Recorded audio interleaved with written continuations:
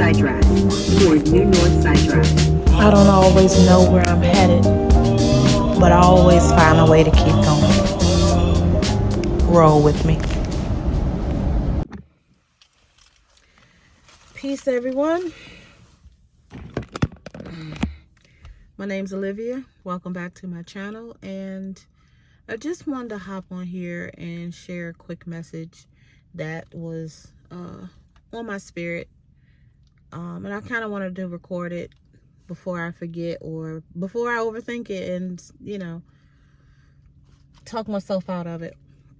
But this message is for any parent, because this isn't specific to moms or dad, but any parent that had to make a tough decision that that you knew would have an impact on your children in some way, shape, or form, whether it was positive, negative. You knew that your decision was going to have an impact on your child or your children. And there's a very specific reason why I'm recording this right now, with Journey being in the back seat, because this was one of those days where I'm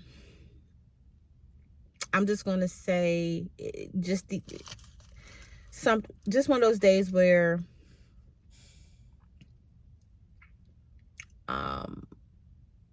just one of those days that was more challenging than others, because Journey's 5. I know that she can't always articulate what's going on, or what's, she can say she's mad, she can say she's frustrated, she can say she's hungry, she understands that. But there are times when, if I tell her no, or if I tell her she can't do something, she will fight. And I'm not talking about like verbally, I'm talking physically. I'm talking go toe to toe with me, right? And this time in particular, I had Kimani. You all met Kimani in the car. I had Sade in the car, and I knew that Journey was tired. I knew that she was fighting off a nap, and sometimes when she gets tired, it gets crazy, right? And even though I have been working very hard on being patient and being a source of calm for her, like, I try not to match her energy. And she did something so crazy in the car that even Kimani was ready to snatch her up, but she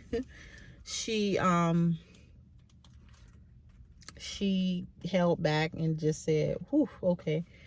And it got to a point where, once I got Kimani home, Kimani had to take Journey out the car and take her in the house and give her a timeout, or just talk to her, sister to sister, because I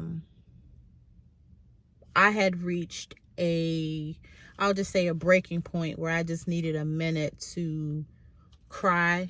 I needed a minute to not allow the things that I was telling myself, beating myself up for. I could be transparent and saying, separating her from her dad.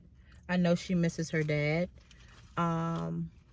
And I know that Journey has been, and not just Journey, all of the kids have been, have witnessed some things that they shouldn't have. They've witnessed arguments and other things that they shouldn't have. And, I can't sit here and place blame on anybody else. I can hold myself accountable and say I played my part in it. And, there comes a point where, yes, you have to forgive yourself. But you do also have to, I'm not going to say forget, but you have to give yourself some grace and give yourself some patience and time and space to continue to heal, and I'm not going to say undo the effects of of the decision you made, but be patient with yourself, and do whatever you can to create a more peaceful, loving environment. You know, this the environment you desire your children to be in. But it's okay that there will be days where you need to take a minute to cry, because sometimes there can be a little inner conflict, right? It's like, damn, like, I know that the decision I made was what was best for me and my family, right? And then there's the other part of you that feels guilty. Like for me, when I see my child angry, upset, yelling at me, you know, kicking, screaming, just full of rage, full of anger, and fully understanding how she's feeling and why she's feeling that way, and not being able to fix it, or trying your best not to match it and yell back, and, you know, tell her to stay in a child's place, don't be angry, don't be, it's like, no, like, sometimes it's hard to stay calm, to stay strong, you know, and you have to give yourself, and this is for moms or dads, you have to give yourself a moment to just step back, center yourself enough to say, hey, I know this is nothing personal. I know that, you know, this transition hasn't been easy for any of us, but we will get through this. This is just a moment. This is in no way a reflection of how the rest of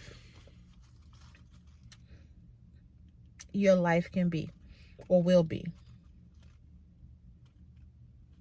And I don't even know why I'm sharing this message. I just felt like somebody needed to hear it. It's not always rainbow and sunshine, right? Divorce ain't easy. Splitting up ain't easy. But that doesn't mean you have to beat yourself up about it, or wallow in whatever negative feelings come from it. You know what I'm saying? It's like, you get one life. And sometimes you have to make decisions that are challenging, but that you know they need to happen. Even if that means figuring out how to best show up and support your kids through the transition as well. Right? So, forgive yourself. Give yourself some grace. And know that whatever challenging moment that you're experiencing is temporary. It's not at all a reflection of who you are as a person. It's not the totality of who you are as a person. It's not the totality of how your life will be. It's just a moment. It's just a moment. And it will pass. And y'all gonna get through it. I honestly went through something similar with Sade, who's now 15. Like, her dad and I split, and I moved on and, you know, started dating again, and she turned into Tasmanian devil. She turned into little Taz, and often tried to take it out on her siblings, on whoever could catch those hands. But I cried then too. But we got through it. And this time is no different. So I don't know who this message is for. Maybe it's for me. Maybe in some way, sometimes I'm grateful to go through these experiences and have the courage to share them, because somebody may need to hear it or may need to feel less alone. So whoever this message is for, this is temporary and you will get through it. That's all I have. As always, feel free to drop any questions,